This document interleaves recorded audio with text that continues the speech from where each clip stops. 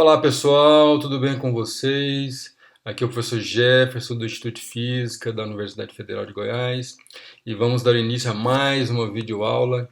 Vamos abordar agora nessa videoaula o tema corrente e resistência. No primeiro tópico dessa videoaula vamos tratar do conceito corrente elétrica, né? Vamos definir o que vem a ser corrente elétrica em um circuito, em um dispositivo eletrônico, né? Depois vamos falar sobre a densidade de corrente. Beleza? Posteriormente falaremos sobre resistência e resistividade, né? Que vem a ser a resistência e a resistividade, que é uma característica de cada material, a sua resistividade. Falaremos também sobre a lei de Ohm, né? Trataremos sobre esse tópico na aula, lei de Ohm. E terminaremos nossa aula falando sobre potência em circuitos elétricos. Então, esses são os tópicos que vamos abordar nessa aula. Vamos acompanhar agora passo a passo, né, cada desenvolvimento, e vamos iniciar com corrente elétrica. Vamos lá então, gente. Iniciaremos agora com corrente elétrica. Muito bem, pessoal. Após a apresentação aí dos tópicos principais do nosso capítulo, o capítulo que vamos estudar nesse momento, corrente e resistência, passamos então para o primeiro tópico, que é corrente elétrica. Vamos tentar entender o conceito de corrente elétrica, né, através da definição, e posteriormente alguns aspectos importantes no que se refere ao comportamento da corrente elétrica no circuito. Então vamos começar com definição de corrente elétrica. E a definição de corrente elétrica, ela não é muito diferente do que ocorre nos livros didáticos do ensino médio, né? Então já é partir de uma ideia muito simples, né? Imagine vocês, nós temos aqui um fio, né? Por exemplo, um fio de cobre, um fiozinho de cobre, por exemplo, onde existem alguns portadores nesse fio, né? Essas bolinhas vermelhas aqui ilustram esses portadores. Daqui a pouco vamos entender qual é a direção desses portadores e vamos definir, né, por convenção, qual seria a característica desses portadores na corrente elétrica. Basicamente, a corrente elétrica surge quando nós aplicamos um campo, né? Aplicamos um campo elétrico nesse fio, e aí começa-se então esse fluxo de portadores. Sem a corrente elétrica aplicada no fio, existem elétrons aqui dentro, certo? Existem elétrons aqui dentro desse fio, e eles ficam em um movimento incessante, né? Zigue-zagueando aqui dentro do fio, de tal maneira a não promover, por exemplo, nessa seção A aqui, nenhum tipo de fluxo líquido de carga. O que quer dizer isso, professor? Fluxo líquido de carga? O que é isso? Que palavrão é esse, né? Vamos tentar entender, né? Se a gente tem sem campo elétrico, né? Então os elétrons ficam zigue-zagueando aqui, mas eles passam pela corrente, por essa seção, eles voltam a passar novamente, passam outra vez, batem, voltam, passam, né? Eles ficam indo e voltando. Agora, se a gente tem um campo elétrico aplicado, o que ocorre é que esses elétrons vão caminhar na direção contrária aqui, então eles vão passar, né, por essa seção e vão na direção do positivo aqui do campo elétrico, né? Então eles vão passar novamente e vão. E o que acontece é que a gente vai ter uma condição de liquidez da carga que passa por essa área, e aí nós vamos poder identificar o que nós chamamos de corrente elétrica. Então, corrente elétrica para a gente é nada mais, nada menos do que a carga líquida que passa por uma determinada seção, né, por unidade de tempo, certo? A carga líquida por unidade de tempo. E seria então ΔQ sobre ΔT, ou seja, a quantidade de carga que passa por unidade de tempo em uma determinada seção. Então a gente tem que ter necessariamente, né, um campo elétrico aplicado aqui, né, o campo elétrico aplicado nesse sistema, campo elétrico para cá, né, aplicado aqui, para que os elétrons consigam fluir, né, nessa direção das cargas positivas da aplicação do campo elétrico e, consequentemente, a corrente elétrica na direção oposta, que seria a direção dos portadores positivos, né? Então, todas indo bonitinho aqui, né, os portadores indo bonitinho nessa direção, a gente sabe que esse movimento ele é bem aleatório, né? Então, desenho bonitinho para ficar bem agradável o nosso desenho, né? Mas na verdade não é bem assim que isso ocorre, né? E aí o que acontece? A gente tem que escrever, então, também para o caso de uma quantidade infinitesimal de carga, né? Imagine que é uma quantidade pequenininha de carga, isso vai ser muito útil mais à frente, de carga dq, passa por uma seção, a gente tem o referente também ao infinitésimo de tempo dt, né? Então essa é a definição para a gente de corrente elétrica. A unidade de corrente elétrica para a gente vai ser Coulomb, né, por segundo. Essa unidade, a gente chama isso de ampere. Ampere é em homenagem ao francês André-Marie Ampère, né, que era um grande estudioso da física e que é homenageado, né, por essa unidade, né. A ampere para a gente é Coulomb por segundo. Certo? A unidade de ampere é A, né, que é Coulomb por segundo. Tudo bem, gente? E é interessante observar os valores de corrente. Aqui nós temos um fio, um cobre, né, por exemplo. Estou sempre me referindo ao cobre, que é muito utilizado nos circuitos elétricos. Então, por exemplo, se a gente tiver uma lanterna, a gente vai ver que ela consegue gerar, né, aquelas lanternas antigas, né, que vocês tinham numa fazenda e tal, para iluminar lá à noite. Então é 0,5 amperes até 1 ampere, né? A gente conseguia gerar ali uma luz, né, naquela lâmpadazinha da lanterna, né? E aí, por exemplo, circuitos de rádio, de televisão, geralmente a gente tem miliamperes, né? 1 miliampere, 10 a menos 3 ampere, ou microampere. E as correntes de circuitos de computadores são bem menorzinhas ainda, né? São expressas em nanoamperes, né? 10 a menos 9 amperes, ou até picoamperes, né? 10 a menos 12 amperes. Na tomada da sua casa, você vai observar uma indicação. Algumas têm, outras não, claro, né? Vai depender da residência de cada um. Uma indicação da amperagem, né, da corrente elétrica da sua residência. Muitas vezes essas amperagens giram em torno de 10 amperes, né? Os chuveiros elétricos precisam de 20 amperes, né? Só para a gente ter uma ideia da magnitude dessas correntes, né? Um outro aspecto interessante é a corrente em um condutor. Como é que vai funcionar isso, né? Num circuito. Vamos tentar entender aqui. Então a gente tem um circuito elétrico montado aqui, bem bonitinho. Como é que vai funcionar isso? Aqui a gente tem uma bateria. A bateria tem uma polaridade, né? A parte positiva e a parte negativa da bateria. A bateria ela vai impulsionar, né? Seria uma bomba de portadores aqui, né? E ela vai impulsionar a corrente elétrica. A gente vai convencionar que nós vamos desenhar a corrente elétrica como está ilustrado aqui, né? Então a bateria ela impulsiona portadores positivos aqui. Esses portadores vão fluir por esse circuito. Então tem um outro desenho aqui para ilustrar isso. Então, por convenção, como é que vai funcionar? A corrente elétrica aí, ela vai se dar do positivo da bateria, né, ao longo do fio até o negativo, na mesma direção do campo elétrico nesse condutor. Então aqui a gente tem a diferença potencial V+, a diferença potencial V-, e o campo elétrico, né, do mais para o menos, é um campo elétrico de afastamento do mais para o menos.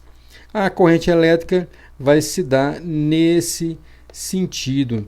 Então a seta da corrente é desenhada no sentido do deslocamento dos portadores positivos. Então por questão de convenção, né, historicamente se adotou essa leitura para o sentido do deslocamento da corrente. A corrente então vai se dar do positivo aqui, né, para o negativo, como se os portadores, né, em um condutor fossem positivos. A gente sabe que na verdade os portadores são negativos, eles vêm no sentido contrário, mas por questões históricas, né, a gente adota essa convenção de que seriam, né, os portadores positivos do mais para o menos. Então a bateria ela impulsiona esses portadores para fluir ao longo desse condutor. Bem, aqui nós temos desenhado agora um circuito, né, um circuito típico do que nós já havíamos tratado no capítulo anterior. e também que vamos tratar em outros capítulos, agora desenhando a corrente elétrica no circuito. Lembra lá? Então a corrente elétrica a gente desenha ela a partir do positivo, circulando, né? E chegando ao negativo. Eu tomei o cuidado de desenhar dessa forma, porque aqui é como se a gente estivesse carregando, né? A gente começou a contar o tempo, ligou a bateria, começamos a contar o tempo. Então começa-se uma corrente elétrica, né? Elevando cargas aqui, ó, para carregar positivamente essa placa do nosso capacitor. E essa corrente elétrica ela impulsiona, né, portadores aqui para que essa parte de baixo fique negativa, né? Então inicialmente a gente tem essa corrente elétrica, ela vai, né, diminuindo até que não exista corrente elétrica mais, porque o capacitor começa a ter carga total. Então essa é apenas uma ilustração para a gente entender como vai se dar, como nós vamos desenhar, né, os nossos circuitos elétricos. Uma outra coisa interessante é a conservação da carga. Como é que vai se dar num circuito elétrico essa ideia da conservação da carga? Imagina que a gente tem aqui um fio, então esse fio está desenhado aqui, existe uma bifurcação, né? Em determinado momento existe uma bifurcação do fio que ocorre em vários circuitos, ele bifurcou aqui, de tal maneira que a gente tem agora uma corrente I0 inicialmente, ela se divide em I1 e I2, com uma quantidade de carga no tempo, né, que está fluindo no I0, ela não some, ela simplesmente muda, né, de trajeto, né, se divide. A gente pode desenhar a seguinte situação, né? Antes de Q0, né, antes desse ponto A, da bifurcação, a gente tinha Q0, tudo bem? E depois da bifurcação A, essa carga se dividiu, era Q0, né, a carga, por unidade de tempo, lembra lá? Por unidade de tempo. Aí ficou então Q0 igual, né, depois da bifurcação, o Q1, que está associado à carga por unidade de tempo no I1, e a carga Q2, que está associado à quantidade de carga por unidade de tempo no fio da corrente I2. Então a gente pode simplesmente dividir essa equação por ΔT, que é o tempo, né, para encontrar as correntes equivalentes, né? Então o Q0 sobre ΔT dá o I0, Q1 sobre ΔT dá o I1 e Q2 sobre ΔT dá o I2. Então a gente chega à conclusão que a corrente antes era I0, e ela se bifurcou, né, no I1 mais o I2, de tal maneira que a carga total antes, né, da bifurcação ela se conserva após a bifurcação. Densidade de corrente. Bem, muitas vezes nós estamos preocupados não com a corrente total, né, mas com uma derivação da corrente em um regime mais microscópico, que seria a densidade de corrente. Qual que é a ideia de densidade de corrente? Imagine vocês que a gente tem um fio, esse fio ele tem um estreitamento, né? Então a gente tem uma área A' antes do estreitamento e temos uma área A2' depois do estreitamento. Como existe a conservação de carga antes e depois desse estreitamento aí do fio, né? Dessa bitola do fio se tornar mais estreita. Então, antes desse estreitamento, a gente tem uma corrente por unidade, uma carga, né, por unidade de tempo passando aqui. Então, a carga por unidade de tempo, por ΔT. E depois a gente tem a mesma quantidade de carga por unidade de tempo, ou seja, a mesma corrente, né? A mesma corrente fluindo aqui. Mas a gente tem um estreitamento desse fio. O que vai acontecer? Vai acontecer que a gente vai ter uma grandeza que a gente pode definir como sendo densidade de corrente que muda de um ponto para o outro. Isso vai ser muito útil mais à frente, eu vou mostrar para vocês, que é a seguinte. Essa densidade de corrente, que a gente coloca o nome dela de J, né? Ela é definida da seguinte forma. Definida como J igual a I, né? Como é o próprio nome, densidade, a corrente dividido por área.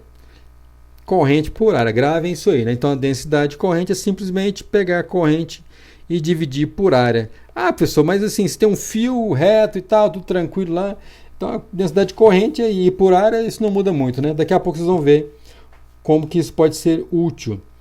Então essa aí pra gente é a densidade de corrente, né? Então é ampere por metro quadrado, né? A unidade de ampere por metro quadrado. Nós definimos o que vem a ser densidade de corrente. Agora, olha que curioso, né? A corrente, né? A corrente, ela está fluindo aqui no condutor, né? Corrente é corrente. Ela tanto é o J antes, né? Que é a corrente por área antes, que é um valor, né, pequeno, comparado, claro, com o valor posterior, né? Quanto é também o valor posterior, né? J duas linhas vezes a linha. Então a corrente que está fluindo vai ser J linha a linha e também dá o J duas linhas a duas linhas. Por que dá esse valor? Porque o J muda, né? A corrente por área nessa seção é um valor, a corrente por área aqui muda porque você tem esse estreitamento, né? Você tem esse estreitamento aí, certo? E aí, como com J linha igual a I sobre a área linha e J duas linhas igual a I sobre A duas linhas. Agora, aqui vem a coisa interessante, né? Para uma seção reta, né? Se a gente pensar uma seção reta, em que J não seja uniforme, né? Ou seja, a gente não tenha uma uniformidade da corrente ali, da densidade de corrente, perdão, podemos encontrar a corrente elétrica, corrente I, que passa nessa seção dada por seguinte forma. I vai ser, né, se a gente tiver, por exemplo, uma seção onde o J não seja uniforme, né, a gente pode simplesmente encontrar a corrente total na área pegando um pedacinho, né, pega um pedacinho dA dessa corrente, dessa área, né, e lá a gente pode escrever o infinitésimo de corrente para aquele pedacinho lá. Tudo bem? Pode escrever o infinitésimo de corrente para aquele pedacinho, que seria um DI, né? Um DI de corrente. E aí eu integro sobre essa área toda. Integro sobre essa área para encontrar a corrente total. Essa é a grande utilidade da densidade de corrente, né? E essa densidade de corrente J, ela é um vetor que está na mesma direção da corrente elétrica, certo? É a mesma direção da corrente elétrica. E o dA seria o infinitésimo de área, né? Que você escolhe para realizar essa integração e encontrar a corrente total que passa por aquela área, né? Então, o vetor de área infinitesimal da área total A. Tá certa a ideia? Então se a gente tem uma área a qual o J ele não é constante, a gente pode identificar naquele pedacinho lá esse DI, né, de infinitésimo de corrente. E aí eu somo todas essas contribuições JDA para encontrar a corrente total que passa por essa seção reta. Então essa é a ideia da densidade de corrente, que posteriormente ela vai surgir em uma análise microscópica da corrente elétrica. Velocidade de deriva. Bem, um outro tópico importantíssimo no que se refere à corrente e resistência é a ideia de velocidade de deriva. Como eu havia comentado, né, a velocidade de deriva seria aquela velocidade líquida, né, devido aos choques incessantes das partículas que compõem, né, a corrente, numa determinada direção. Então vamos pensar aqui agora em termos de portadores positivos. Imaginem vocês que nós temos portadores positivos nesse material aqui, vamos imaginar um fio de cobre.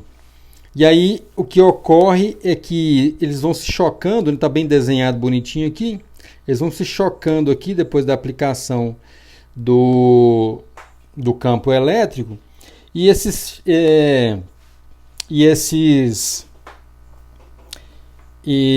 portadores, ao final de um determinado tempo, eles se deslocam nesse comprimento L que está em destaque aí. Então a gente aplica o campo elétrico, né?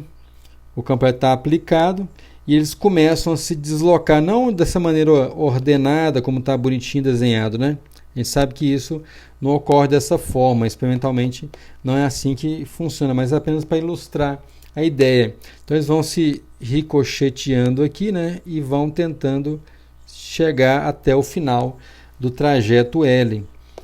Existem alguns valores muito interessantes dessa diferença entre essa velocidade de zigue-zague das partículas e a velocidade que a gente chama de velocidade de deriva, né? Seria essa velocidade líquida das partículas se deslocando em um determinado comprimento do fio. Então, sem aplicar o campo E, essa velocidade aleatória é da ordem de 10 a sexta metros por segundo, velocidade bem alta, né? 10 a sexta metros por segundo, que é essa velocidade aleatória dos portadores, né? Apenas olhando essa agitação dos portadores no material, né? Com a aplicação do campo elétrico, aí a gente tem essa velocidade líquida numa determinada direção, que é muito baixa, né? VD da ordem de 10 a menos 5 ou 10 a menos 4 metros quadrados.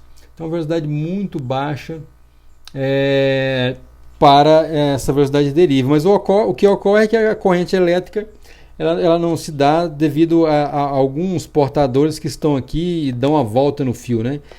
Todo um comportamento coletivo, né?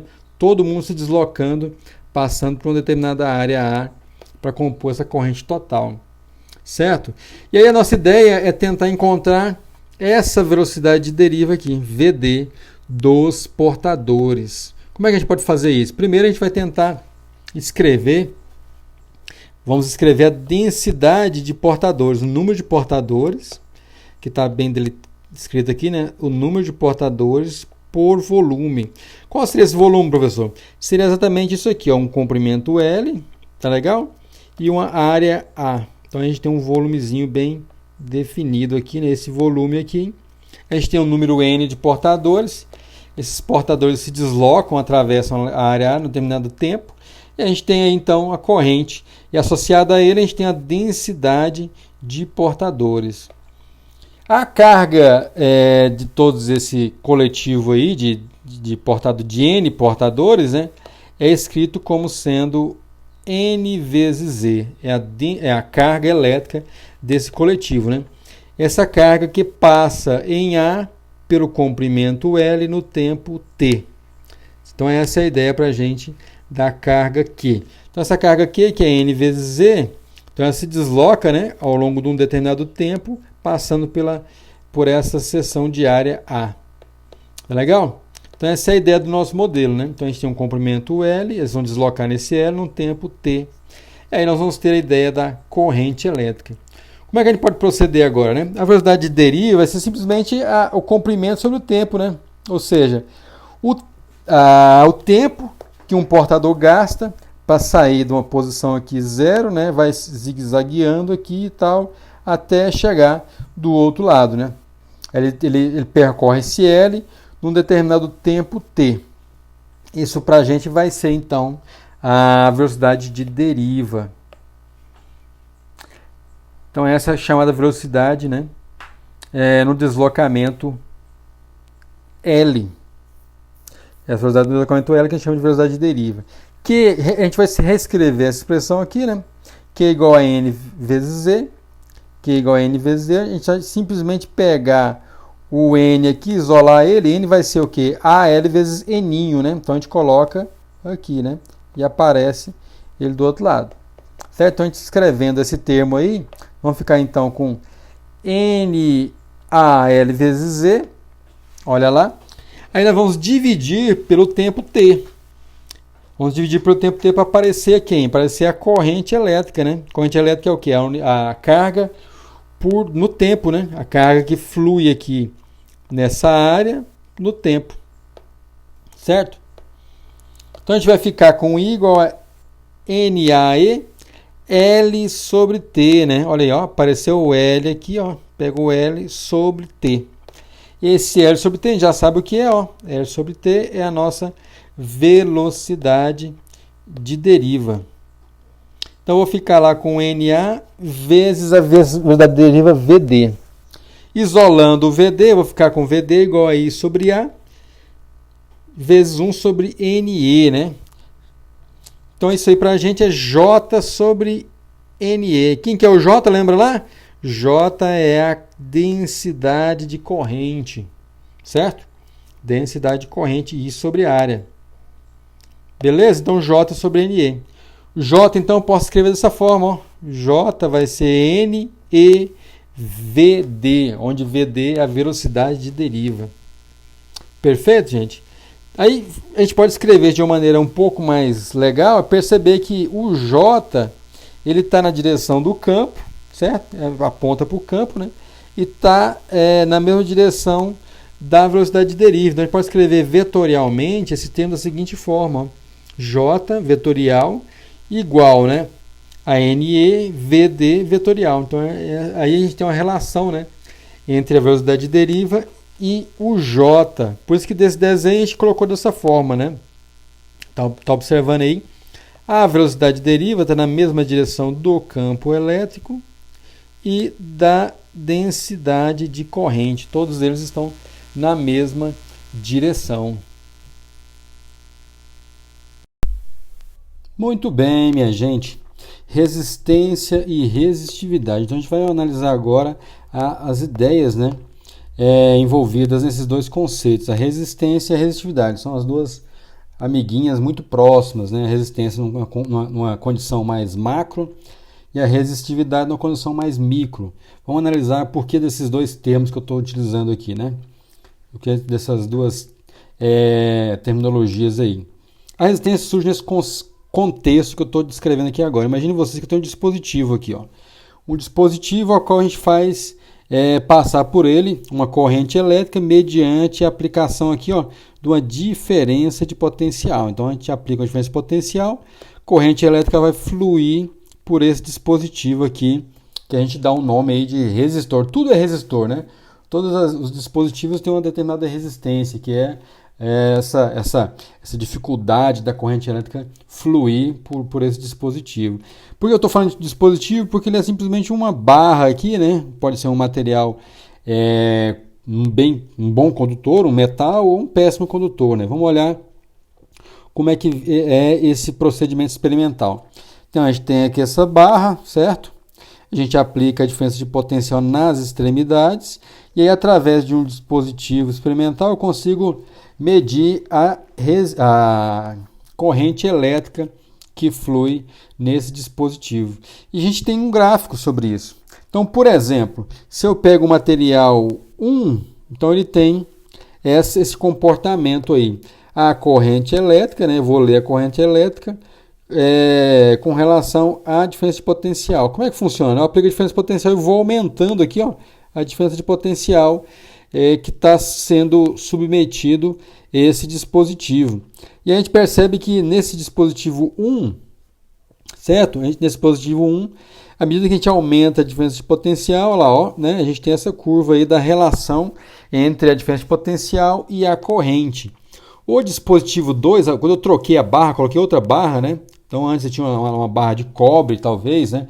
Eu troquei a barra, coloquei uma barra com um material, sei lá, um tipo de vidro, talvez, né? Um material que tem uma resistência um pouco maior à passagem da corrente elétrica. Então eu tinha material 2, olha lá, ó. O que está acontecendo? A gente percebe nitidamente que para esse valor aqui de V' da diferença de potencial a qual as duas barras podem ser submetidas, para a barra 2, olha lá, ó, né, a gente já tem um valor aí da corrente elétrica aqui embaixo, V', olha lá, ó, né, da barra 2, né, um valor pequeno. Mas lá da barra 1 a gente percebe, ó, né, pimba, olha lá, ó, valor bem elevado aqui, ó, da corrente elétrica.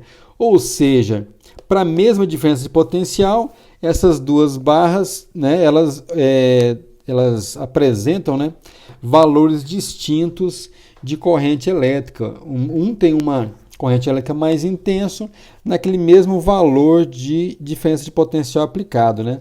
Na barra 2 a gente tem esse valor aqui de corrente elétrica, né? E na barra 1 um valor mais elevado, né? Então está passando mais corrente elétrica na barra 1 do que na barra 2. Essa diferença a gente vai atribuir ela uma grandeza chamada resistência. Então, para a gente, a resistência é a diferença de potencial dividido pela corrente, que a gente chama de resistência do dispositivo. Mas aí você já pode começar a questionar, né? Professor, mas para lá, né? Mas se a gente tiver um dispositivo um pouco mais comprido, né? um tamanho L maior, esse valor de diferença de potencial vai mudar. Realmente vai mudar. A gente lembra lá que a diferença de potencial é o campo vezes o comprimento, né? Ali da distância da aplicação da nossa diferença potencial, né? Vai mudar, esse resultado vai ser diferente. Por quê? Por isso que a gente chama de dispositivo, né? Esses resultados vão ser distintos, né? A bitola aqui do nosso dispositivo também vai interferir, né? Se a gente tiver uma bitola mais larga, né? Aí a gente vai ter uma densidade de corrente diferente, né? Então essa bitola também vai interferir nesse experimento aí. Então essas coisas todas vão interferir e vão mudar, né, esse experimento. Então aqui a gente está pensando no determinado valor aqui do L, né, padronizou o valor, porque se mudar o L de dispositivo para dispositivo, essa diferença vai alterar o nosso experimento. Mais à frente nós vamos ver como driblar essa situação e propor uma propriedade que caracteriza o material, né, e não o dispositivo. Mas assim, a gente pode definir então a ideia, o conceito aí de resistência da seguinte forma, vai ser volt, né? 1 volt por ampere. A gente vai dizer que isso aí é chamado ohm, né? É o ohm com a letra grega ômega, vai nos dar a ideia de resistência, né? Essa é a ideia de resistência, a gente chama isso aí de ohm. Nos dispositivos, a resistência tem essa simbologia, né? Lá no ensino médio o professor já apresentou para vocês essa simbologia aí, né? Esse desenho que representa um resistor em um circuito. E a gente pode enxergar esses resistores nos circuitos da seguinte forma: a gente simplesmente desenha um circuito, aqui tem uma fonte, né? Uma fonte de energia empurrando a corrente I para esse circuito, e essa corrente I vai passar sobre o resistor. Quando a corrente I passa sobre o resistor, a gente também pode escrever essa diferença de potencial como sendo R vezes I, né? R vezes I é a nossa queda de potencial ali no resistor, né? R vezes I. Certo, gente? Então essa é a ideia por detrás do conceito de resistência, né? Uma característica do dispositivo. Resistividade. Bem, agora nós vamos fazer o mesmo, realizar, né, novamente aquele mesmo procedimento experimental, só que agora de uma forma um pouco mais, né, criteriosa, com mais detalhes, né? Então aqui tem o mesmo dispositivo lá, né, uma barra, ela tem uma bitola A e um comprimento L, né, essa barra aqui. A gente aplica de novo uma diferença de potencial V nas extremidades aqui da barra e vai percorrer essa barra uma corrente I, certo? Só que a gente vai analisar algumas coisinhas aqui com mais detalhes. Então, a gente viu que o comprimento da barra pode ser um problema na hora de definir, de compreender a ideia de resistência. Vai depender do dispositivo, né? Se o dispositivo tiver um comprimento maior ou menor, essa resistência vai mudar, né? E também a área do nosso, né, aqui do nosso dispositivo vai interferir também. E a gente pode fazer uma brincadeira que é assim, ó, vamos padronizar nossa análise. Vamos pegar a diferença de potencial e dividir pelo comprimento. E isso a gente tem o quê? A gente tem o campo elétrico. Então é apenas uma outra maneira de fazer o mesmo procedimento. Então pego as diferenças de potencial lá e divido pelo comprimento do nosso dispositivo, né? A diferença de potencial, pego ela e divido aqui pelo comprimento. Então a gente tem, no final das contas, a gente tem o campo elétrico dessa nossa análise aí, né? E vou pegar a corrente também e dividir por quem? Dividir pela área. Esse A aí não é de ampere, lembra lá, é a de área. Fazendo isso, então a gente vai ter a densidade de corrente. Então é mais interessante a gente observar o campo elétrico e a densidade de corrente nesse experimento, que são grandezas, né, que a gente vê que não vai depender mais da área e não vai depender mais também do comprimento do nosso dispositivo. A gente vai ter esse gráfico aí. Agora eu coloquei vários dispositivos aí, né? E esse gráfico mostra para a gente, né, como que a densidade de corrente está mudando em relação ao campo elétrico aplicado. Então, em vez de a gente olhar para a diferença potencial, a gente vai olhar para o campo elétrico. Eu simplesmente aplico a diferença potencial e divido aquela diferença potencial pelo comprimento da barra, certo? A única coisa que a gente faz experimentalmente é isso, né? Então a gente vai aumentando o campo elétrico, que no final das contas quer dizer aumentar a diferença de potencial, e vou observando aí os valores do J, que é a nossa densidade de corrente. A gente vê o seguinte, umas coisas curiosas, né? Por exemplo, esse dispositivo aqui, que é um material C, né? Ele tem um comportamento, né? Ou seja, a densidade de corrente, né? Vai aumentando de uma forma com relação à aplicação do campo elétrico, diferente, por exemplo, desse dispositivo que é feito de outro material, né? Então, o C é o material C, né? O B aqui é outro material e o A outro material, né? Então, a gente vê que para uma determinada diferença de potencial aplicado, né? O campo elétrico está aqui, ó, marcado, né? A gente vê que nesse caso aqui do dispositivo C, a magnitude aqui do J, né, é bem maior se comparado, né, ao dispositivo B, certo? Um valor aqui linha, e ao dispositivo A, um valor aqui 1, 2, 3 linhas. Então, para esse campo elétrico aplicado, a gente vê que rapidamente esse dispositivo C exibe, né, um valor bem considerável aí de corrente por unidade de área, né? Que é a nossa densidade de corrente, muito mais elevado que os demais dispositivos, né? Então, isso aí vai caracterizar para a gente não mais o dispositivo, né? Porque a gente dividiu tanto pela bitola quanto pelo comprimento do dispositivo, as nossas grandezas. Isso vai caracterizar para a gente o material. E a gente vai dar um nome para isso aí de resistividade. Então, essa vai ser a resistividade do material, né? Esse comportamento da aplicação do campo elétrico e a resposta disso em termos de densidade de corrente. Certo? Então, a resistividade é uma característica do material, a gente define da seguinte forma: vai ser o campo elétrico aplicado dividido pela densidade de corrente. Então, ou seja, esse valor do campo elétrico aqui dividido, né, pela densidade de corrente. A gente chama isso aí de resistividade. Tudo bem? E a gente pode fazer algumas continhas, né? Sabendo aí que o E, né? O E é V sobre L, certo? V sobre L. Então, vai ser simplesmente volt por metro. Olhando só a questão da unidade, né? Das grandezas aí. E o J é ampere por área, né? Ampere por metro quadrado. Então, vou ficar V sobre M dividido por A sobre M quadrado. Então, vai dar Vm sobre A, né? Vm sobre A. E dá, no final das contas, como a gente viu lá atrás, né? Essa diferença de potencial por ampere, não a área, gente, ó, não é área mais não, é ampere, né? Por esse ampere aí, volt por ampere dá ohm, né? Como a gente viu anteriormente, né? O ômega. Então, dá ohm vezes metro, que é a unidade da resistividade, né? Que é uma característica do nosso material. Se esse material é cobre, é prata, né? Chumbo, estânio, que seja esse material. Outra análise que a gente pode fazer, então essa é a unidade do Rho, né? Outra análise que a gente pode fazer é tentar escrever o Rho em termos das grandezas lá de cima, né? Em termos da diferença de potencial e em termos da corrente elétrica. Como é que a gente pode fazer? Eu repito a expressão, né?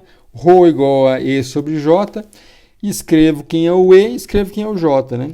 Então, o E é V sobre L e o J é I sobre a área. Agora, ó, não confundam aí. Agora, a área esse aí é de área, tá legal? I sobre área.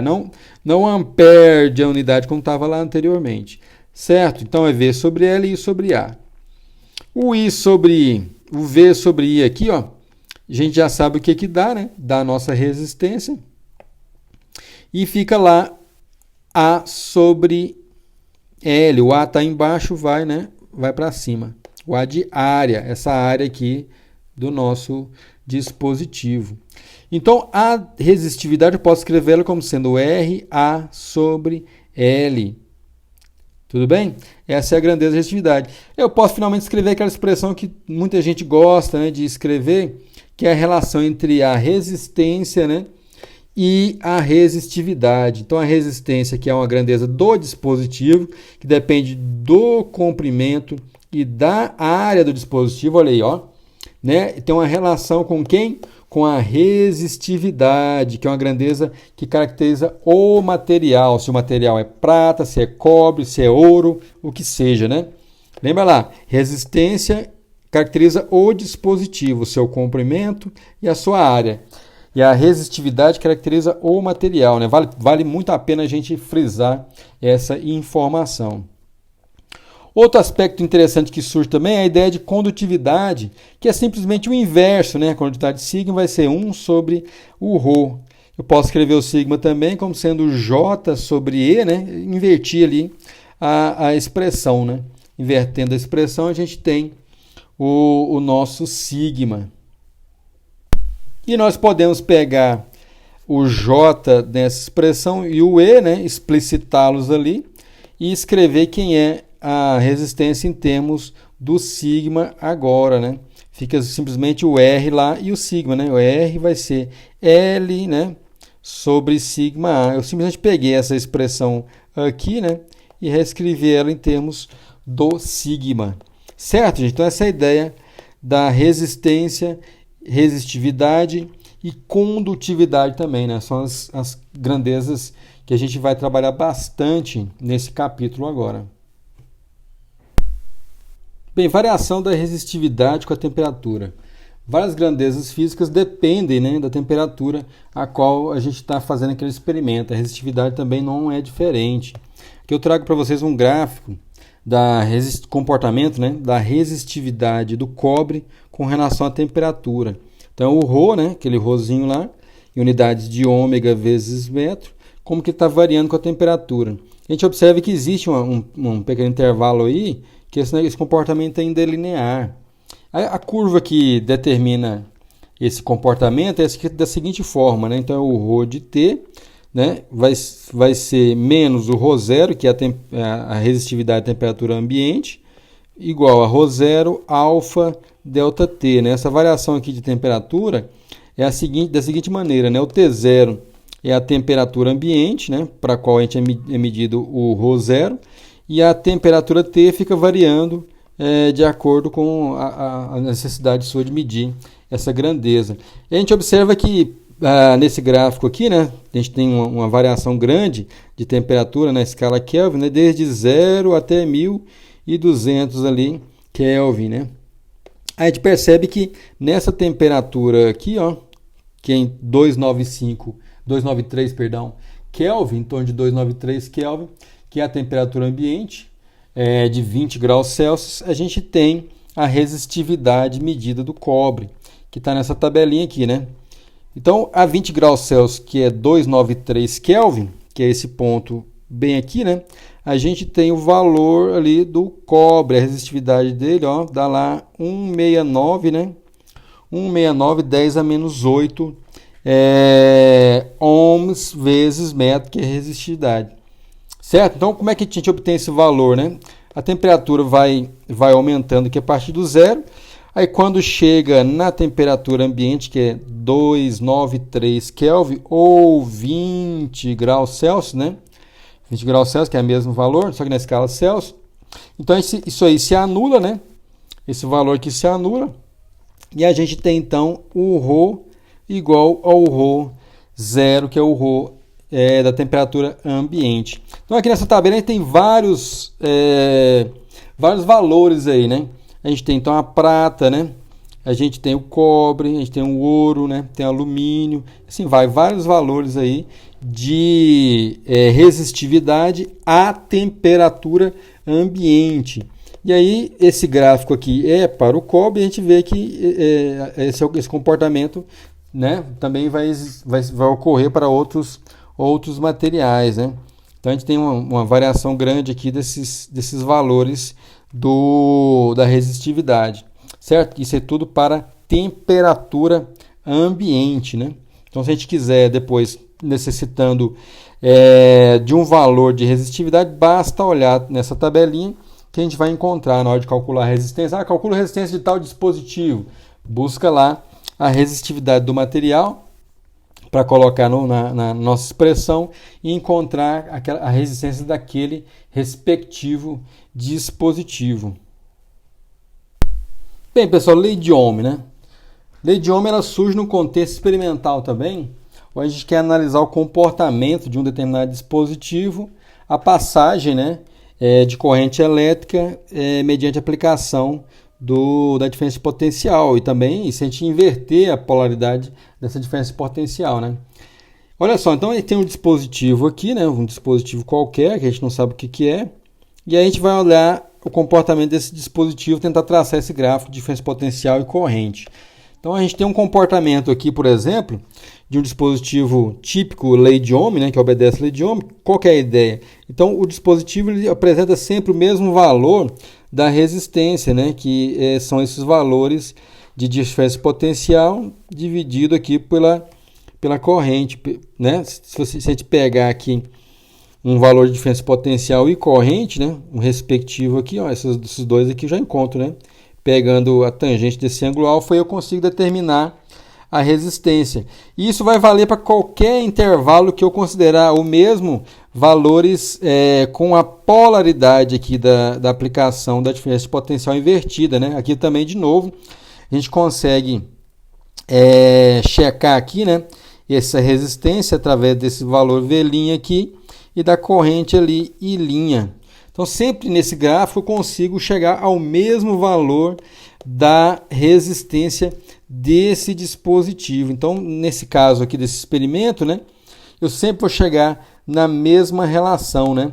O R sempre vai ser igual, né, a diferença de potencial sobre a corrente, né? Certo? Então, a gente vai perceber que esse dispositivo é um dispositivo que a gente chama de dispositivo ôhmico, né? Ele segue a lei de Ohm. Diferente desse outro dispositivo aqui é outro gráfico, de novo, de um outro dispositivo. Então, a gente colocou outra coisa aqui no lugar. E aí a gente fez o mesmo experimento com esse dispositivo. Aqui não, aqui a gente não sabe qual é a resistência, porque à medida que a gente aplica a diferença potencial, a corrente ela tem um comportamento distinto, né? Por exemplo, com polaridade nesse pedaço aqui, né? Com a polaridade invertida, a gente não tem corrente, né? A corrente é zero, né? Se a gente inverteu a corrente, inverteu a diferença de potencial, não tem corrente passando.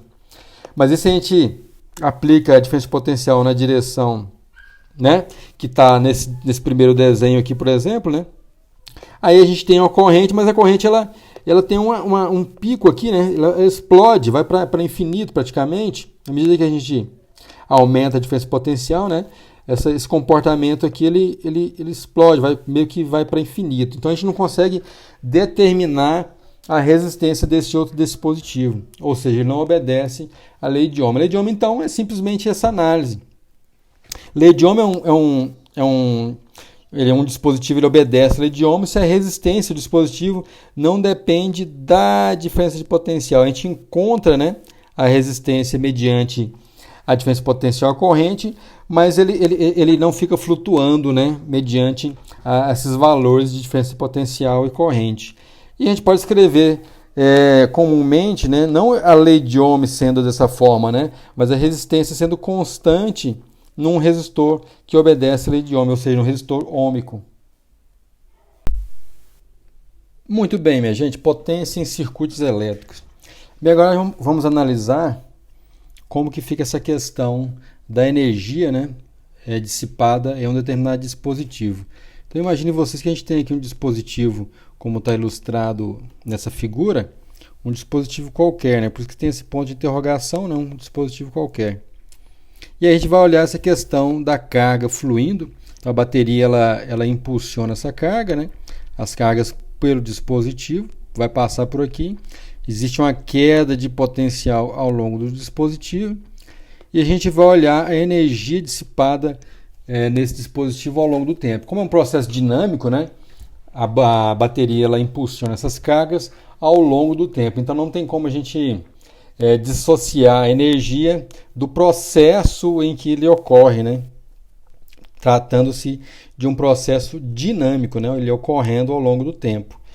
E a gente vai analisar isso aí, vamos observar a seguinte questão, né? Se por acaso a gente tiver uma carga pequenininha, né? Um dq, que passa nesse dispositivo em um determinado tempo pequenininho, a gente vai ter a seguinte situação, né? Uma quantidade de carga passa de A até B, né? Vai passar nesse ponto A até o ponto B, perfazendo aí, né? Esse potencial V, né? Se deslocando ao longo desse potencial, o potencial vai decair, né? Vai para um outro nível de potencial mais baixo, né? e vai dissipar a energia, né, a bateria vai dissipar essa energia devido a essa queda de potencial aí. A gente vai olhar essa questão. Então, de A até B, o que a gente tem, né? A gente tem, então, em um tempo dt, essa bateria faz com que a carga dQ, né, saia de A até B, vai para cá, em um determinado tempo dt, né? Esses deslocamentos ocorrem em tempo dt. A energia ela vai ser reduzida de uma quantidade du, né? A du é a quantidade de energia que vai se desprender nesse processo, né? A bateria vai gastar essa energia du para fazer a carga se deslocar, né? Então a carga vem, é impulsionada, né? E ela cai nessa queda de potencial e vai para o polo com potencial mais baixo, né? A bateria tem que realizar um trabalho novamente para impulsionar essa carga. Então esse du a gente vai poder escrever da seguinte forma. Olha só, du vai ser V dQ, né? Energia é V dQ, certo? Ou dQV nesse caso aí. Então vai ficar I dt, por que dt, né? Porque o dQ é simplesmente a corrente vezes o intervalo de tempo dt. I dt está aqui, vezes o potencial V, que é onde ocorreu a queda de potencial, né? Então vou pegar o dt e passar ele, né, dividindo essa equação. Então vai ficar então du sobre dt, perdão, igual a I vezes V. Esse termo aqui a gente chama isso de potência, ou seja, energia no tempo. É um processo dinâmico, né?